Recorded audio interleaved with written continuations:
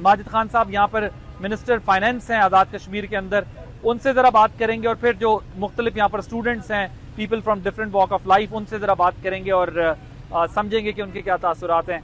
माजिद साहब, thank you so much for giving your precious time. मुझे ज़रा ये बताएं कि इस वक्त कश्मीर में क्या सेंटिमेंट है? ये जो रिसेंट एक वॉर भी हुई और पहलगाम वाक़े के अंदर जिस तरह पाकिस्तान के ऊपर इल्ज़ाम लगाया भारत ने, और ओवरऑल यानी 5 अगस्त 2019 से जो इस वक्त कंप्लीट सेंटिमेंट है वो क्या है? बिस्मिल्लाहिर्रहमानिर्रहीम, थैंक यू वेरी मच। आप यहाँ आए, आपके पीछे ये शहदा की एक यादगार है जहाँ पर पंजाब का, सिंध का, बलूचिस्तान का, खैबर पख्तूनख्वा का, गिलगित बल्चिस्तान का खून शामिल है।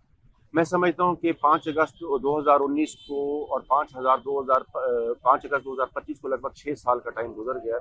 हिंदुस्तान ने जो एक 370 की और 35A की जो उसने रिवोक किया उसको, उसके बाद बेसिकली वो स्ट्रक्चर और डेमोग्राफिक चेंजेस करना चाह रहा था वहाँ उसने हिंदू पॉपुलेशन ला के आबाद करना शुरू की, डोमिसाइल लॉज के अंदर चेंजेस की, वहाँ पर उसने असेंबली की सीटों के अंदर इजाफा किया, वहाँ उसने ऐसे कवानीन का इतलाक किया जिससे रियासत की डेमोग्राफी चेंज हो जाए।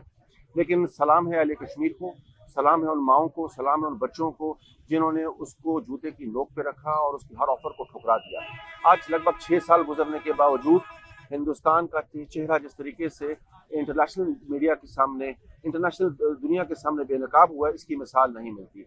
रिसेंटली आपने देखा कि इंडिया ने पहलगाम वाक़े के बाद पाकिस्तान पे एक इल्ज़ाम तराशी की और एक फॉल्स फ्लैग ऑपरेशन उसने किया। चश्मे फलक ने देखा कि आपके शाहीनों ने उसको कैसे जवाब दिया।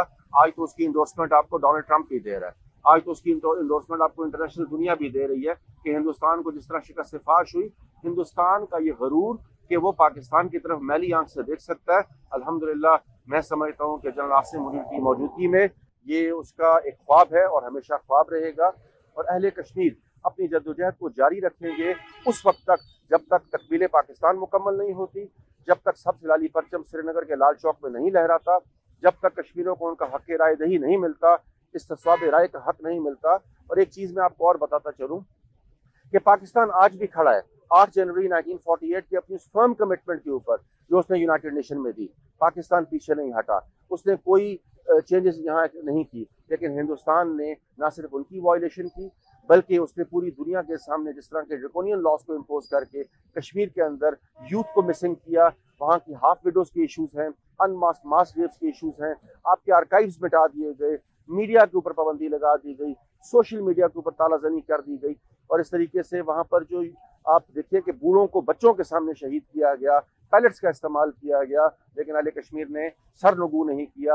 और आज भी अगर कोई वहाँ शहीद होता है तो उसको सबसे लाली परचम में दफनाना इस बात का बैन सबूत है कि तकमील पाकिस्तान मुकम्मल होगा, कश्मीर बनेगा पाकिस्तान। और मैं आज सईद अली गिलानी की उस बात को फिर दोहराऊंगा कि हम पाकिस्तानी हैं, पाकिस्तान हमारा है, हमारे खून में पाकिस्तानियत है। हमने क्या में पाकिस्तान से पहले पाकिस्तान को एक्सेप्ट किया।